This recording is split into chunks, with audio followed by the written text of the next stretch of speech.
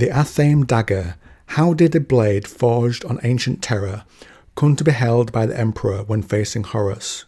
Why was its moment of creation so important to the role it played there? First, we must look back to its origin and what was involved in this. Please like the video if you enjoy it to help the channel grow, and let's go full lore mode. Before it was made into a dagger, we learn in the End of the Death Part 3 that the blade was made from a rock that was used in the first murder in the history of Terra, when Cain slew Abel. The tale in brief is, both these lads are the sons of Adam and Eve. They both made sacrifices to God, who favoured Abel's offspring over Cain's. So Cain slew Abel and was cursed by God. Now if we replace God with the powers of chaos and have these two young men be some of the firstborn humans on earth, that story can hold up. At this point in the short story Athame, the blade had just been forged. Nothing special had been done in its making. And when I quote directly, just to let you know that the story is told from the point of view of the dagger, so it sounds a little odd, that's why. Gog comes to find the blade. He wants it now it's done. He fights the blade's maker, and this is when the blade tastes blood for the first time and just says to itself, blood. The blade was made to sacrifice animals by its maker, so that the illness in him could be cured, that the animals could be sacrificed in his place to the gods. You were made for ritual, for sacrifice. You were meant to be more than just a knife. After it's been used by Gog to kill its creator, it says, your sharpness is a murder's edge now. Gog sees a meaning in the blood. The wind whispers that it's pleased with his gift, corn perhaps, and the maker's body is already turning to black ooze under the sun with unnatural speed. So we're definitely getting hands of the gods vibes here. Nurgle is the obvious one, and the blood god prior to that. I think this act has got their attention. Gog continues to kill throughout his life, and due to the god's favour, cities rise and fall, but his life goes on. But he needs the kills to keep that gift. Over time, the blade's handle becomes black and polished with blood and endless use. Gog wakes in a tower in some type of medieval garb. Then he is attacked by knights and kills several, and he feels that his masters have deserted him, that he is fated to die here. A knight is about to kill him when a voice says, hold, and a man, some say, is the emperor, appears. We are told another figure has entered the tower. Gold armour plates cover the figure from his throat to his feet.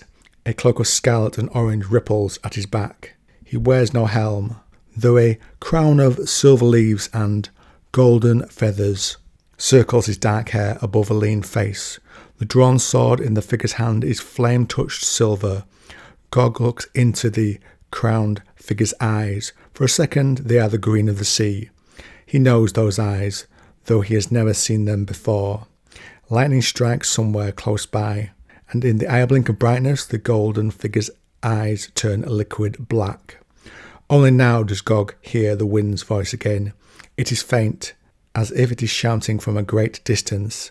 It is screaming with rage, calling out for blood. Gog shivers.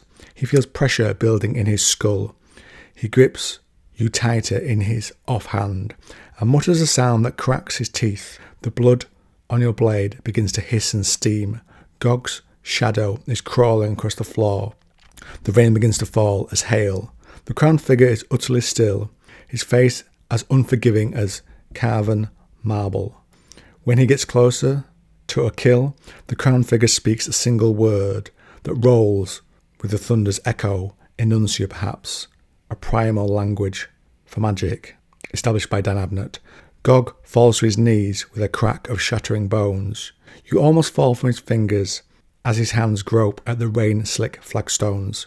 The figure looks down at him, drops of rain catching in the chalices, feathers and roses engraved upon the golden armour.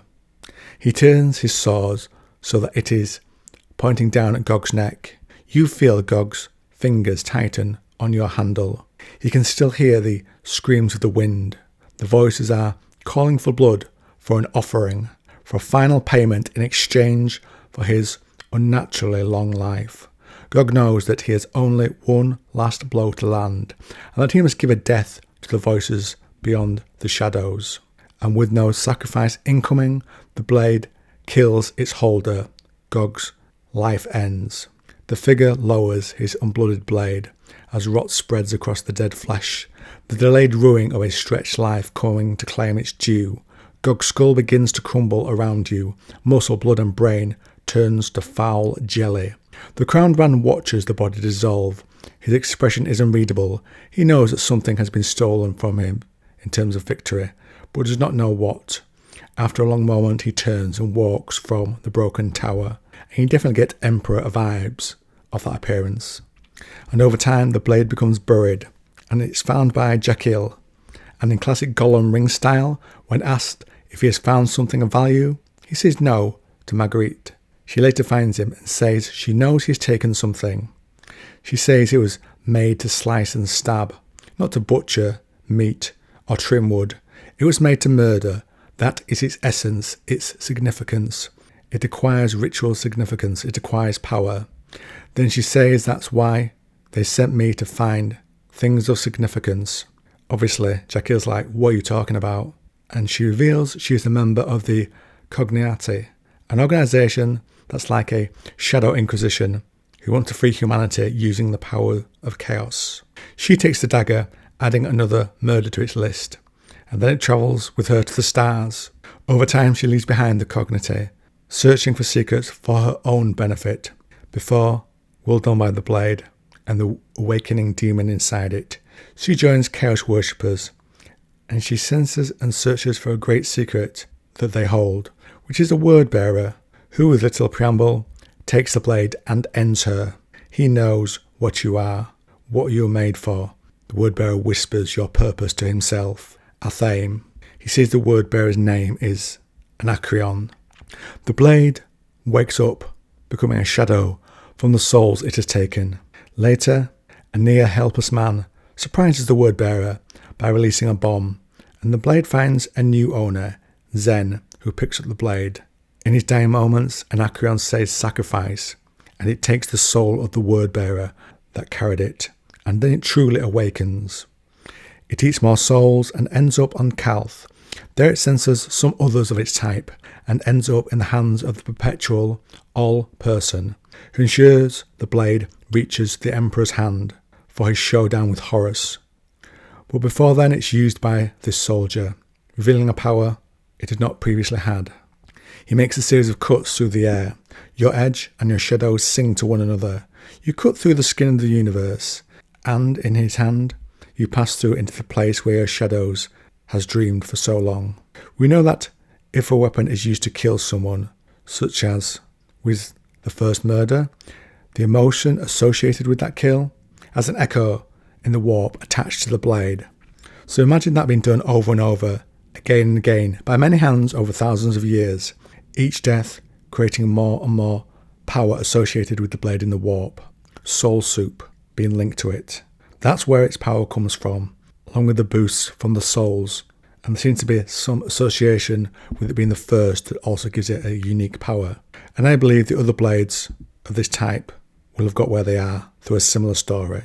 So when used by the Emperor, who also pours his psychic might through the blade to end Horus, that power and the resonance of the moment of being the stone before it was made, being used for that kill, family against family, that's where its power comes from, because it's Horus versus the Emperor, which is another echo of family versus family. And it's noted to us that this is the 8th murder of this type it is performed, after the blade falls to dust, the 8 being linked, of course, to the 8-pointed star of chaos. And I think that's a really intriguing concept, having weapons being used for certain things, having that emotion associated with them, so that over time they become powerful. That's something I'd definitely like to look into more when I get the time. Now, in the corner, you'll see another video you might like. Give it a click.